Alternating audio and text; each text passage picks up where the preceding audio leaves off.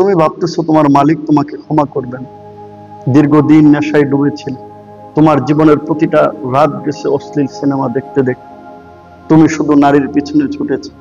তোমার জীবনের কোনো ভালো আমল নেই, রাসূলের প্রতি কোনো মহব্বত নেই। এই জীবনে তুমি কোনোদিন আল্লাহকে ভালোভাবে একটা সেজদাও দাও নেই, রাতের কোনো তাহাজ্জুদ নেই, এমন কোনো আমল নেই যে আমল তুমি আল্লাহর সামনে দাঁড় করাবে। তোমার জীবনের 40-50টা বছর কেটে গেল বন্ধু, এখন তুমি পেরেশানি হয়ে ভাবতেছো আল্লাহ কি আমাকে ক্ষমা করবে? ও দোস্ত, আমি তোমাকে গ্যারান্টি দিচ্ছি, রাসূল তোমাকে গ্যারান্টি দিচ্ছে।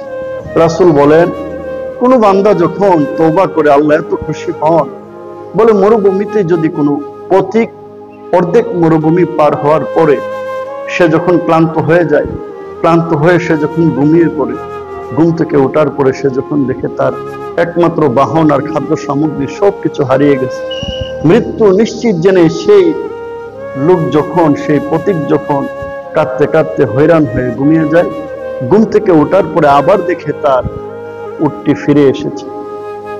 মরুভূমির মাঝপথে হারানো উট ফিরে পেয়ে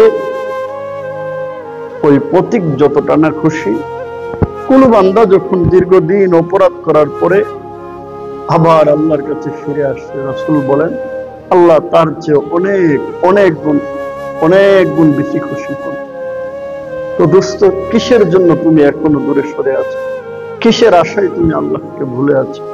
তুমি চলে আসো না তোমার রবের দিকে, একটাবার ফিরে এসে দেখো। যেই সুকুন, যেই শান্তি তুমি মালিকের দরবারে পাবে, খোদার কসম দুনিয়ার কোন আড্ডায়, দুনিয়ার কোন মজমায় এত শান্তি, এত সুকুন তুমি পাবে না।